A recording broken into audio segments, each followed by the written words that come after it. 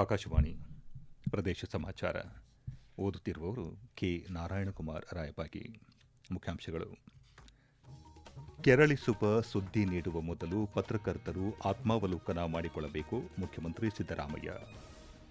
ಮುಂದಿನ ಒಲಿಂಪಿಕ್ಸ್ನಲ್ಲಿ ಅತಿ ಹೆಚ್ಚು ಪದಕ ಪಡೆಯುವುದು ನಮ್ಮ ಗುರಿ, ಕೇಂದ್ರ ಸಚಿವೆ ಶೋಭಾ ಕರಂದ್ಲಾಜೆ.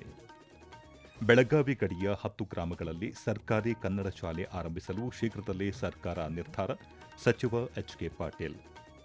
ಅರಬ್ಬಿ ಸಮುದ್ರದಲ್ಲಿ ವಾಯುಭಾರ ಕುಸಿತ, ಕೇರಳ, ತಮಿಳುನಾಡು, ಕರಾವಳಿ ಕರ್ನಾಟಕದಲ್ಲಿ ಮಳೆಯಾಗುವ ಸಾಧ್ಯತೆ.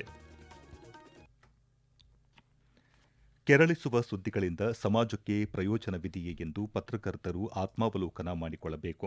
ಒಂದು ಛಾಯಾಚಿತ್ರ 1000 ಪದಗಳಿಗೆ ಸಮ.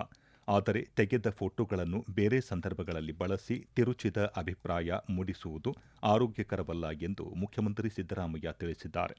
ಮೈಸೂರಿನಲ್ಲಿ ಜಿಲ್ಲಾ ಫೋಟೋ ಜರ್ನಲಿಸ್ಟ್ ಅಸೋಸಿಯೇಷನ್ ಹಮ್ಮಿಕೊಂಡಿದ್ದ ಕಾರ್ಯಕ್ರಮದಲ್ಲಿ ಆಯ್ಕೆಯಾದ ಫೋಟೋ ಜರ್ನಲಿಸ್ಟ್ಗಳಿಗೆ ಪ್ರಶಸ್ತಿ ವಿತರಿಸಿ ಮಾತನಾಡಿದ ಅವರು, ಪತ್ರಕರ್ತರು ಸತ್ಯ ಹೇಳ್ತಾರೆ ಎನ್ನುವ ನಂಬಿಕೆಯಿಂದ ನಿಮ್ಮನ್ನು ಪ್ರಜಾಪ್ರಭುತ್ವದ 4ನೇ ಆಧಾರ ಸ್ತಂಭ ಎಂದು ಕರೆಯುತ್ತಾರೆ. ಪತ್ರಕರ್ತರು ಸುಳ್ಳು ಹೇಳುವುದಿಲ್ಲ ಎನ್ನುವ ನಂಬಿಕೆ ಈಗಲೂ ಇದೆ. ಆದರೆ ಊಹಾ ಪತ್ರಿಕೋದ್ಯಮ ವಿಪರೀತ ಆಗುತ್ತಿದೆ. ಊಹೆ ಮಾಡಿಕೊಂಡು ಸುದ್ದಿ ಮಾಡುವುದು ಗೌರವ ತರುವುದಿಲ್ಲ ಎಂದು ಅವರು ಹೇಳಿದರು. ಪತ್ರಕರ್ತರು ಮೌಢ್ಯವನ್ನು ಬೆಂಬಲಿಸಬಾರದು. ಬಸವಣ್ಣನವರು 12ನೇ ಶತಮಾನದಲ್ಲೇ ಮೌಢ್ಯದ ವಿರುದ್ಧ ಚಳವಳಿ ನಡೆಸಿದ್ದರು. ಆದರೆ ಇತ್ತೀಚಿನ ಪತ್ರಕರ್ತರು ಮೌಢ್ಯದ ವಿರುದ್ಧ ಜನರನ್ನು ಎಚ್ಚರಿಸುವ ಕೆಲಸವನ್ನೇ ಮಾಡುತ್ತಿಲ್ಲ ಎಂದು ಬೇಸರ ವ್ಯಕ್ತಪಡಿಸಿದರು. ಪತ್ರಕರ್ತರು ಪ್ರಜಾಪ್ರಭುತ್ವದ ವ್ಯವಸ್ಥೆಯಲ್ಲಿ 4ನೇ ಆಧಾರ ಸ್ತಂಭ ಅಂತ ಕರಿತೀವಿ. ಸತ್ಯವಾದಂತ ಮಾಹಿತಿಯನ್ನು ಒದಗಿಸ್ಕೊಡ್ತಾರೆ ಅನ್ನೋ ಕಾರಣಕ್ಕೆ. ಆಮೇಲೆ ಈಗ ಊಹಾಪೋಹದ ಸುದ್ದಿ ಪ್ರಾರಂಭ ಆಗುತ್ತದೆ. ಪತ್ರಿಕೋದ್ಯಮದ ಧ್ಯೇಯ ಅಲ್ಲ ಇದು. ಸತ್ಯ ಹೇಳ್ತಕ್ಕಂಥ ಪ್ರಯತ್ನವನ್ನು ಮಾಡಬೇಕು. ಬಹಳ ಜನ ಮೌಢ್ಯಗಳು ಜನರ ಮುಂದೆ ಇಡ್ತಕ್ಕಂಥ ಪ್ರಯತ್ನಗಳನ್ನು ಮಾಡ್ತಾರೆ. ಬಸವಣ್ಣವರು 12ನೇ ಶತಮಾನದಲ್ಲೇ ಹೇಳಿದ್ರು, ಮೌಢ್ಯಗಳು ಬೇಡಿ ಅಂತ. ಅದು ಹೇಳೋದೇ ಇಲ್ಲ. ಯಾವುದು ಹೇಳಬೇಕು ಜನರಿಗೆ ಅದನ್ನು ಹೇಳೋದೇ ಇಲ್ಲ. ಯಾವುದನ್ನು ಹೇಳಬಾರ್ದು ಅದನ್ನು ಹೇಳೋಕೆ ಶುರು ಮಾಡ್ಬಿಡ್ತಾರೆ. ಕ್ರೀಡೆಯು ನಮ್ಮನ್ನು ದೈಹಿಕವಾಗಿ ಮಾತ್ರವಲ್ಲ, ಮಾನಸಿಕವಾಗಿಯೂ ಸದೃಢರಾಗಿಡಲು ಸಹಾಯ ಮಾಡುತ್ತದೆ. ಮಕ್ಕಳು ತಮ್ಮನ್ನು ಕ್ರೀಡೆಯಲ್ಲೂ ತೊಡಗಿಸಿಕೊಳ್ಳಬೇಕು. ಪೋಷಕರು ಹಾಗೂ ಶಿಕ್ಷಕರು ಮಕ್ಕಳ ಆಸಕ್ತಿ ಹಾಗೂ ಸಾಮರ್ಥ್ಯವನ್ನು ಗುರುತಿಸಿ ಆ ನಿಟ್ಟಿನಲ್ಲಿ ಸಾಧನೆಗೆ ಪ್ರೋತ್ಸಾಹ ನೀಡಬೇಕು ಎಂದು ಕೇಂದ್ರ ಅತಿ ಸಣ್ಣ ಮತ್ತು ಮಧ್ಯಮ ಕೈಗಾರಿಕೆಗಳು ಹಾಗೂ ಕಾರ್ಮಿಕ ಮತ್ತು ಉದ್ಯೋಗ ಖಾತೆ ರಾಜ್ಯ ಸಚಿವೆ ಶೋಭಾ ಕರಂದ್ಲಾಜೆ ಹೇಳಿದ್ದಾರೆ. ಬೆಂಗಳೂರು ಉತ್ತರ ಲೋಕಸಭಾ ಕ್ಷೇತ್ರದ ಮಹಾಲಕ್ಷ್ಮಿ ಲೇಔಟ್ನ ಡಾ ರಾಜ್ಕುಮಾರ್ ಒಳಾಂಗಣ ಕ್ರೀಡಾಂಗಣದಲ್ಲಿ ಸ್ಥಳೀಯ ಕ್ರೀಡಾ ಪ್ರತಿಭೆಗಳು ಮತ್ತು ಯುವಕರ ದೈಹಿಕ ಸಾಮರ್ಥ್ಯವನ್ನು ಬೆಳೆಸುವ ಪ್ರಮುಖ ಉಪಕ್ರಮವಾದ ಸಂಸದ್ ಖೇಲ್ ಮಹೋತ್ಸವ 2025 ಉದ್ಘಾಟಿಸಿ ಮಾತನಾಡಿದ ಅವರು, ನಮ್ಮೆಲ್ಲರ ಗುರಿ ಮುಂಬರುವ ಒಲಿಂಪಿಕ್ಸ್ನಲ್ಲಿ ಹೆಚ್ಚಿನ ಪದಕಗಳನ್ನು ಪಡೆಯುವತ್ತ ಇರಬೇಕು ಎಂದು ತಿಳಿಸಿದರು. ಕಾರ್ಯಕ್ರಮದಲ್ಲಿ 500ಕ್ಕೂ ಹೆಚ್ಚು ಜನರು ಭಾಗವಹಿಸಿದ್ದು, ಯೋಗ ಸ್ಪರ್ಧೆ, ಹಗ್ಗ ಜಗ್ಗಾಟ ಹಾಗೂ ಹಿರಿಯ ನಾಗರಿಕರಿಗಾಗಿ ನಿಂಬೆ ಮತ್ತು ಚಮಚದ ಜೊತೆ ಓಟದ ಸ್ಪರ್ಧೆ ಆಯೋಜಿಸಲಾಗಿತ್ತು. ಯೋಗ ಪ್ರದರ್ಶನ ಹಾಗೂ ಯಕ್ಷಗಾನ ಪ್ರದರ್ಶನ ನಡೆಯಿತು. ಈ ಸಂದರ್ಭದಲ್ಲಿ 10 ಯೋಗ ಗುರುಗಳು ಮತ್ತು ಯೋಗ ಸಾಧಕರನ್ನು ಸನ್ಮಾನಿಸಲಾಯಿತು.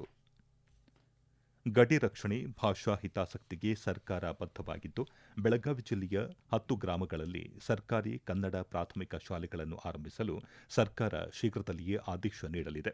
ಅವಶ್ಯವೆನಿಸಿದಲ್ಲಿ ಅಂಗನವಾಡಿ ಕೇಂದ್ರಗಳನ್ನು ಆರಂಭಿಸಲು ಕ್ರಮ ಕೈಗೊಳ್ಳಲಾಗುವುದು ಎಂದು ಗಡಿ ಪ್ರದೇಶಗಳ ಉಸ್ತುವಾರಿ ಸಚಿವ ಎಚ್.ಕೆ. ಪಾಟೀಲ್ ತಿಳಿಸಿದ್ದಾರೆ. ಬೆಳಗಾವಿಯಲ್ಲಿ ಇಂದು ಕರ್ನಾಟಕ ಗಡಿ ಅಭಿವೃದ್ಧಿ ಪ್ರಾಧಿಕಾರ ಹಾಗೂ ಧಾರವಾಡದ ಕರ್ನಾಟಕ ವಿದ್ಯಾವರ್ಧಕ ಸಂಘ ಆಶ್ರಯದಲ್ಲಿ ಆಯೋಜಿಸಲಾದ ಗಡಿನಾಡಿನಲ್ಲಿ ಕನ್ನಡ ಜಾಗೃತಿ ಮತ್ತು ಸಾಂಸ್ಕೃತಿಕ ಸಂಭ್ರಮಕ್ಕೆ ಚಾಲನೆ ನೀಡಿ ಮಾತನಾಡಿದ ಅವರು, ಕನ್ನಡಿಗರು ಸರ್ವಭಾಷಿಕರೊಂದಿಗೆ ಸಹಬಾಳ್ವೆ ನಡೆಸುವ ಔದಾರ್ಯ ತೋರಿಸಿದ್ದಾರೆ. ಗಡಿಯಲ್ಲಿ ಇರುವ ಎಲ್ಲ ಭಾಷಿಕರು ಕರ್ನಾಟಕದವರೇ ಆಗಿದ್ದು, ಕರ್ನಾಟಕ ರಾಜ್ಯೋತ್ಸವದಲ್ಲಿ ಎಲ್ಲರೂ ಉತ್ಸಾಹದಿಂದ ಪಾಲ್ಗೊಂಡು ಸಂಭ್ರಮಿಸುವ ಮನೋಭಾವ ಬೆಳೆಸಿಕೊಳ್ಳಬೇಕು ಎಂದು ಕರೆ ನೀಡಿದ್ದಾರೆ. ಇದು ಕರ್ನಾಟಕ ರಾಜ್ಯೋತ್ಸವ. ಕರ್ನಾಟಕದಲ್ಲಿ ಇರ್ತಕ್ಕಂಥ ಪ್ರತಿ ಪ್ರಜೆ ಉತ್ಸವ ಇದು. ಯಾವುದೇ ಭಾಷಿಕರು ಇರಲಿ, ಯಾರೇ ಇರಲಿ, ಕರ್ನಾಟಕದ ನಾಗರಿಕ ಆಗಿದ್ದರೆ ಅದನ್ನು ವೈಭವದಿಂದ ಆಚರಣೆ ಮಾಡಬೇಕು. ಕರ್ನಾಟಕ ರಾಜ್ಯೋತ್ಸವ, ಅದರಲ್ಲಿ ಎಲ್ಲ ಭಾಷಿಕರು ಅತ್ಯಂತ ಸಂತೋಷದಿಂದ ಅಭಿಮಾನದಿಂದ ಪಾಲ್ಗೊಳ್ಳಬೇಕಾಗಿರ್ತಕ್ಕಂಥದ್ದು ಪ್ರತಿಯೊಬ್ಬರ ಕರ್ತವ್ಯ. ಬೆಳಗಾವಿ ಗಡಿ ವಿವಾದ ಮುಗಿದ ಅಧ್ಯಾಯವಾಗಿದೆ. ಗಡಿ ವಿಷಯ ಕುರಿತು ಮಹಾಜನ್ ವರದಿಯನ್ನು ಈ ಹಿಂದಿನಿಂದ ಕರ್ನಾಟಕ ಸರ್ಕಾರ ಒಕ್ಕೊರಲಿನಿಂದ ಒಪ್ಪಿಕೊಂಡಿದೆ ಎಂದು ಅವರು ಹೇಳಿದರು. ಈ ಕಾರ್ಯಕ್ರಮದಲ್ಲಿ ಸಂಸದ ಜಗದೀಶ್ ಶೆಟ್ಟರ್ ಸೇರಿದಂತೆ ಹಲವು ಗಣ್ಯರು ಭಾಗವಹಿಸಿದ್ದರು. ಇದೀಗ ವಾಣಿಜ್ಯ ಪ್ರಕಟಣೆ, ನಂತರ ಪ್ರದೇಶ ಸಮಾಚಾರ ಮುಂದುವರಿಯುವುದು.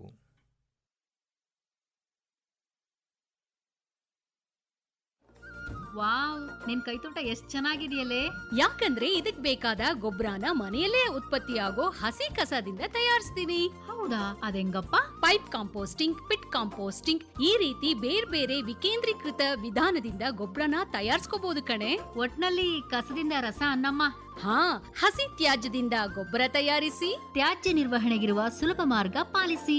ಪ್ರಕಟಣೆ ರಾಜ್ಯ ಅಭಿಯಾನ ನಿರ್ದೇಶನಾಲಯ, ಸ್ವಚ್ಛ ಭಾರತ್ ಮಿಷನ್, ನಗರ ಯೋಜನೆ, ಕರ್ನಾಟಕ ಸರ್ಕಾರ.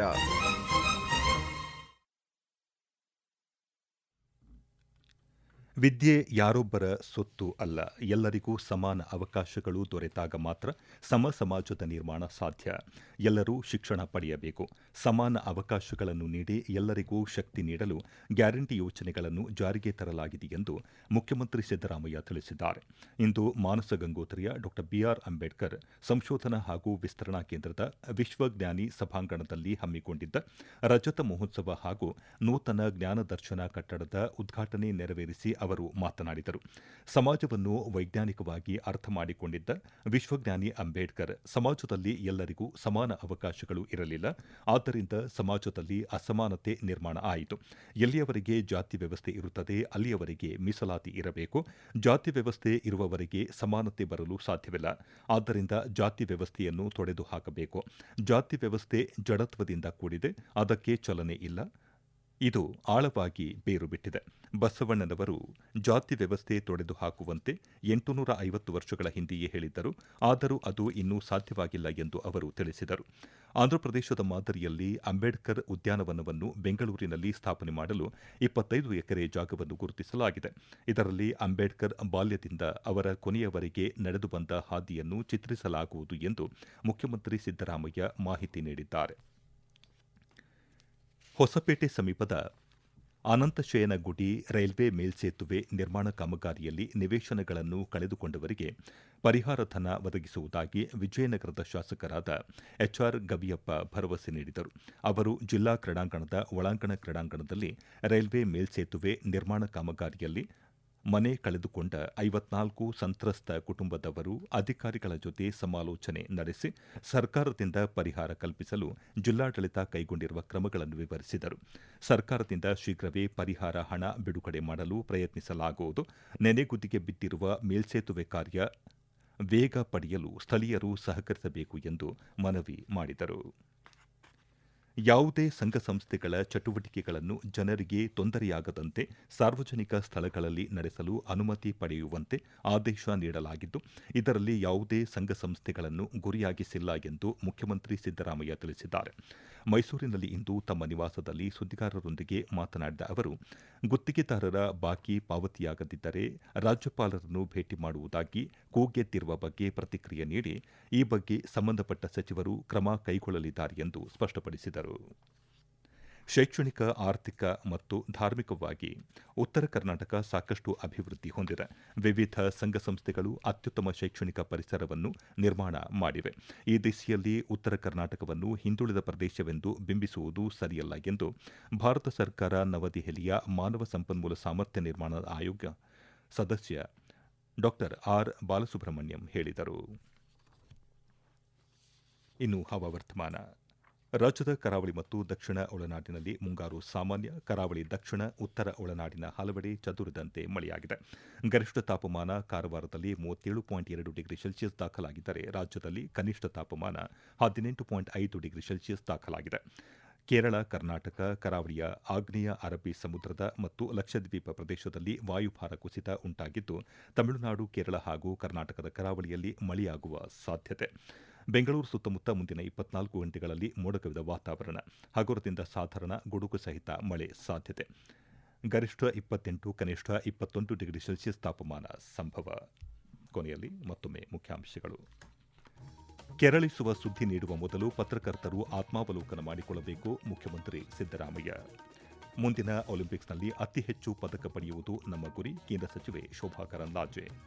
ಬೆಳಗಾವಿ ಗಡಿಯ 10 ಗ್ರಾಮಗಳಲ್ಲಿ ಸರ್ಕಾರಿ ಕನ್ನಡ ಶಾಲೆ ಆರಂಭಿಸಲು ಶೀಘ್ರದಲ್ಲಿ ಸರ್ಕಾರ ನಿರ್ಧಾರ, ಸಚಿವ ಎಚ್ಕೆ ಪಾಟೀಲ್. ಮತ್ತು ಅರಬ್ಬಿ ಸಮುದ್ರದಲ್ಲಿ ವಾಯುಭಾರ ಕುಸಿತ, ಕೇರಳ, ತಮಿಳುನಾಡು, ಕರಾವಳಿ ಕರ್ನಾಟಕದಲ್ಲಿ ಮಳೆಯಾಗುವ ಸಾಧ್ಯತೆ. ಇಲ್ಲಿಗೆ ಪ್ರದೇಶ ಸಮಾಚಾರ ಮುಗಿಯಿತು. ನಮ್ಮ ಮುಂದಿನ ವಾರ್ತಾ ಪ್ರಸಾರ ರಾತ್ರಿ 7:35.